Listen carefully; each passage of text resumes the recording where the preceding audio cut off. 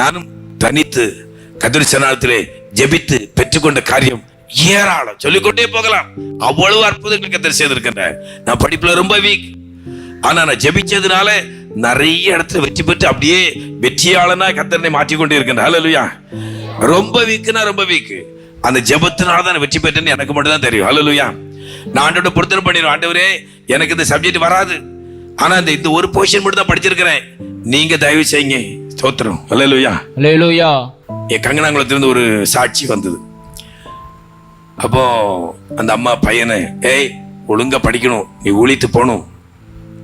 பையனை சொல்லிருக்கான் தெரியுமா, பாஸ்டரே சொன்னாங்க தெரியுமா, நானே ஒண்ணுமே படிக்கல, ஆனா கடவுள் என்ன இவ்வளவு ஊழியத்துல பெரிய ஆளை மாத்திட்டாரு, அதனால நானும் ஊழியக்காரன மாறிடுவேன். அப்படி சின்ன பிள்ளைகள் கனவு காணாதீங்க.